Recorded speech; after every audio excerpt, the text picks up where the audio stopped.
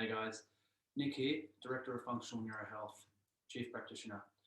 I'm just going to talk a little bit today about some of the causes of neuromuscular dysfunction, how muscle testing works, why we use it, and some of the causes of muscular dysfunction and its wide-ranging benefits for working in clinic. So as a functional neurology practitioner, one of the key assessment tools that we can use as a person who understands the nervous system is trying to read the nervous system for signs of receptor dysfunction, is we use what's called muscle testing or muscle monitoring.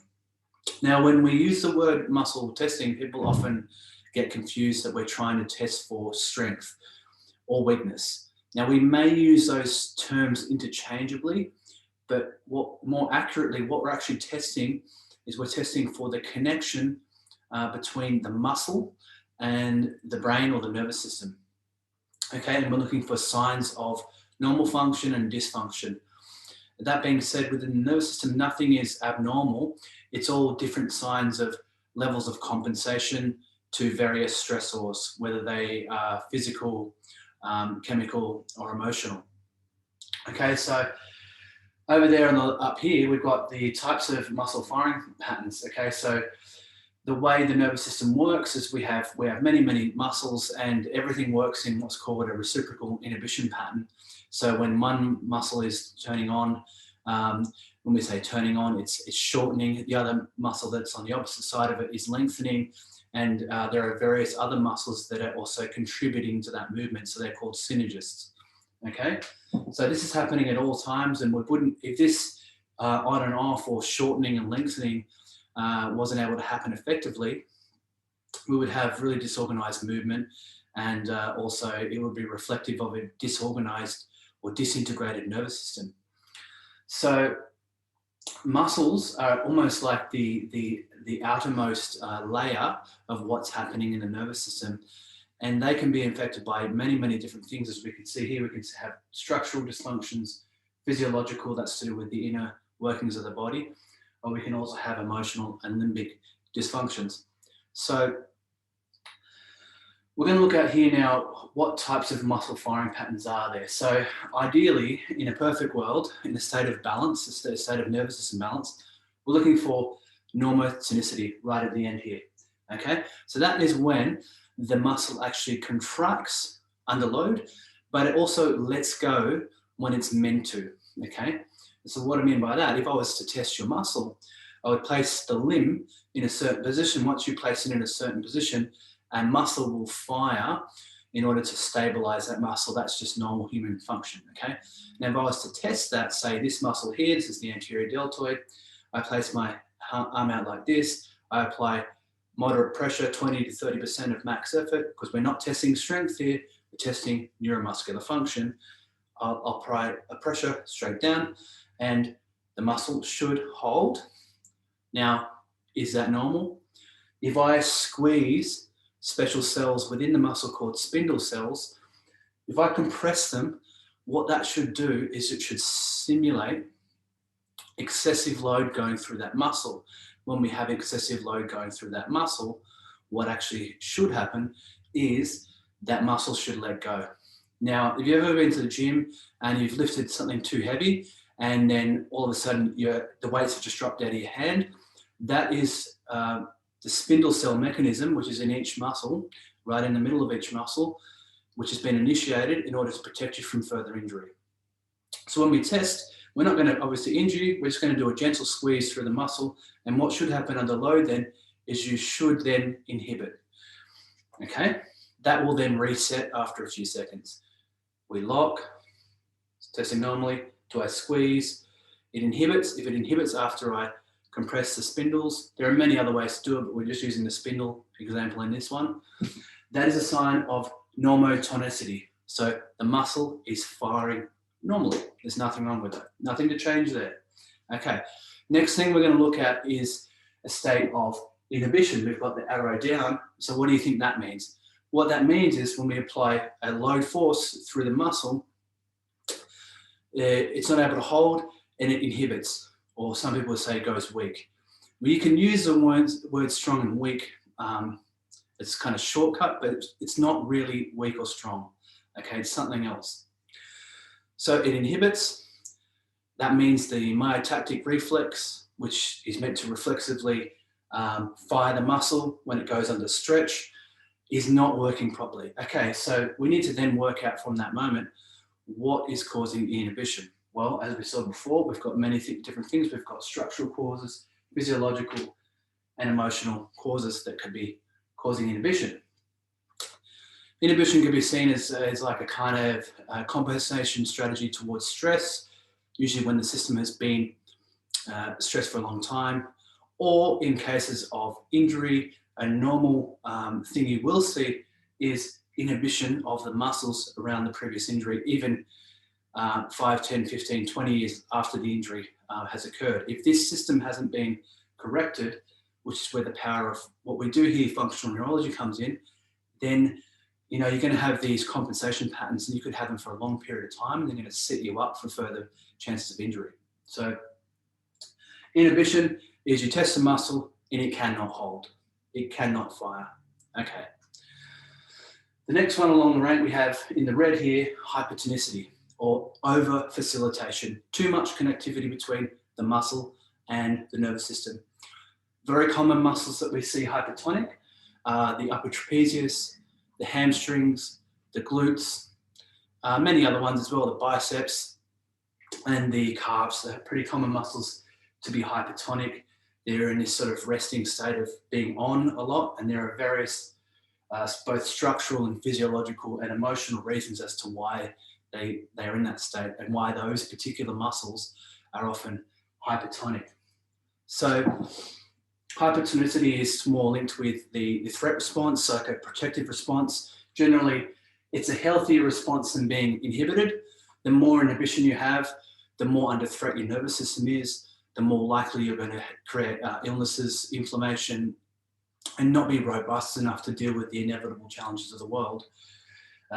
So hypertonicity is not as dysfunctional, but it's still a sign of dysfunction. Okay. So those three there, normotonic, inhibited, and hypertonic, are the normal responses you'll see in most humans.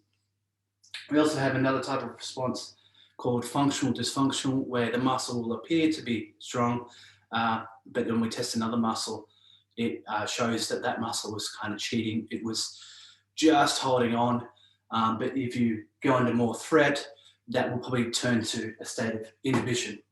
Okay, so they're all different types of dysfunction, these ones. That's the one we want.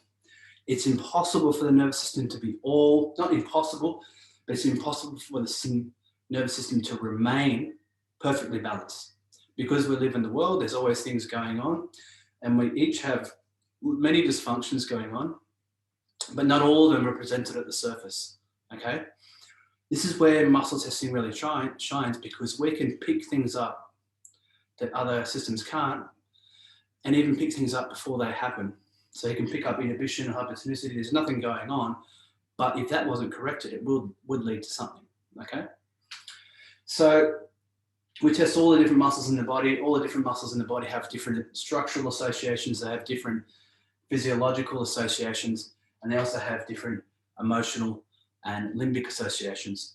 So when we think in structure, people think, joints and, bones. Yes, there's the hardware issue. If you break your bone, that's going to create lots of receptor dysfunctions. You could also have, issues with your joints, your joint receptors, your tendons, your ligaments, and also the spindle cells in the muscle. That could be causing inhibition or hypertonicity. You could also have threat receptors, so previous injury. You might have had a blunt trauma to an area, which is going to create lots of inhibition. Previous, like an ankle sprain is a common one as well, that will set off these threat receptors, which send like inhibitory information back up to the brain. So one of the common things we see, and one of the first things we check with people, regardless of their presentation, is previous physical injuries. Psychological injuries can have a very similar effect as well. So you've got the structural, which is where most people tend to focus on with the pains and challenges. You'll have a bunch of them, but you may also have a muscle that's not functioning properly because there's a physiological dysfunction. And when we're thinking physiological, we're thinking more inside the body. So common things are looking at organs, glands. These things run the body. The meridian system. So the organ system and the meridian system, they work closely together. They're not exactly the same thing. The Chinese meridian system is the energetic pathways, but it also has a role into the fascial network. So there is a structural component to that. So you could have dysfunction in your stomach meridian, which would affect this muscle here, the pectoralis major clavicular, create weakness. And you could massage and work around that area, and if it's caused by a stomach meridian dysfunction, until you correct that stomach meridian dysfunction, the muscle won't return back to its normatonic state. Okay, so organs as well, each organ and meridian and even gland has often multiple associated muscles to it.